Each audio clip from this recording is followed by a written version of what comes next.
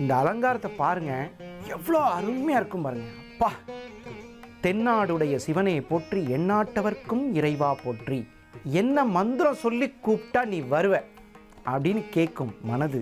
இதா அதா என சொன்னது எத்தனை மந்திரங்கள். எந்த மந்திரம் கரெக்டாக சொல்லிடு, அந்த மந்திரத்தை சொல்லி ஒன்று எப்படியாவது கும்பிட்டு நான் சரணாகதி ஆயிடுறேங்கிற விஷயத்தை எத்தனை நாயன்மார்கள் கும்பிட்ட இந்த லிங்கம் பிரகாசமாய் ஜோதி ரூபமாய் அலங்கார காட்சியாய் நமக்கு அருள்பாலிக்க காத்திருக்கும் இந்த வினாடிகள் மன ஒருமைப்பாட்டுடன் இந்த கௌதம ஈஸ்வரனின் தரிசனம் சமர்ப்பணம். ஆதியும் அந்தமும் எல்லாரும் பெரும் சோதியையாம் பாட கேட்டையும் வாழ்த்தடங்கண். ஆதியும் அந்தமும் எல்லாரும் பெரும் சோதியையாம் பாட கேட்டையும் வாழ்த்தடங்கண். மாதே வளருதியோ மாதே வளருதியோ செவியோ நின் செவிதான். மாதே வளருதியோ செவியோ நின் செவிதான். மாதேவன் வார்கழல்கள் வாழ்த்திய வாழ்தோலி போய். மாதேவன் வார்கழல்கள் வாழ்த்திய வாழ்தோலி போய். வீதி வாய் கேட்டலுமே விம்மி விம்மி மெய் மறந்து. வீதி வாய் கேட்டலுமே விம்மி விம்மி மெய் மறந்து. போதரமளியின் மேல் நின்றும் புரண்டிங்கன். போதரமளியின் மேல் நின்றும் புரண்டிங்கன்.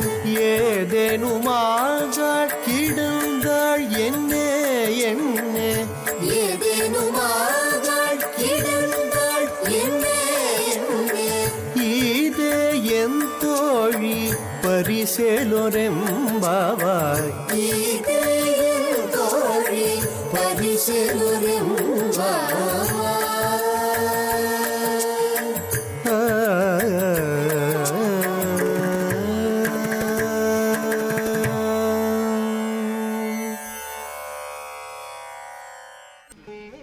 கௌதம ஈஸ்வரர் கிருபாம்பிகை எங்கள் கோயில்.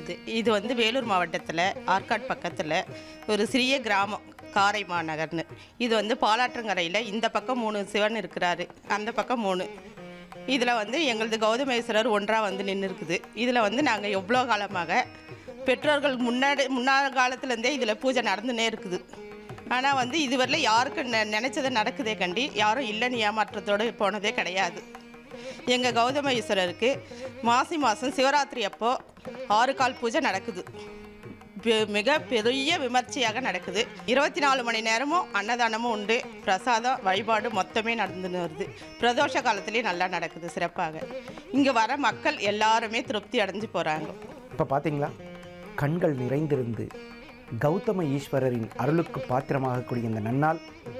பொதுவாக இந்த கோயிலுக்கு போகிறது ஞாயிற்றுக்கிழமை போகிறது ரொம்ப ரொம்ப நல்லது. இந்த கோவிலில் பைரவர் சந்நிதி, சரபேஸ்வரர் சந்நிதியில் இந்த கோவிலின் அர்ச்சகர் பேசுவதை கேட்போம். ஒரு பிரதோஷத்தில் வந்து நீங்கள் வந்து ஒரு 1/2 லிட்டர் பால் எடுத்து வந்து அபிஷேகம் பண்ணிவிட்டு நீங்கள் வேண்டின்னு ஒரு 3 வாரம் கழித்து வந்து அந்த நீங்கள் நினச்ச காரியம் நடக்கும் உங்களுக்கு.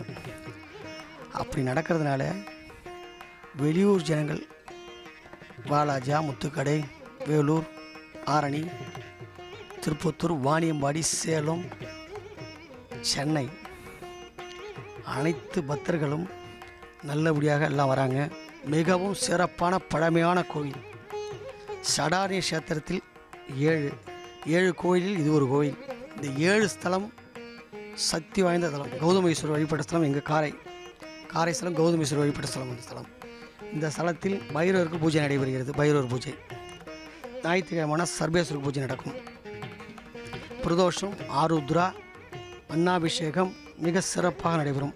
இந்த ஆலயத்தில் வந்து காலை 10:30 மணி அளவில் நடை திறந்து 11:30 மணி அளவில் நடை சாத்துவோம். நாங்கள் நல்ல ஸ்தலம். சிந்தாமணி விநாயகர், காரை சிந்தாமணி விநாயகர் பெரிய ஃபேமஸான விநாயகர்.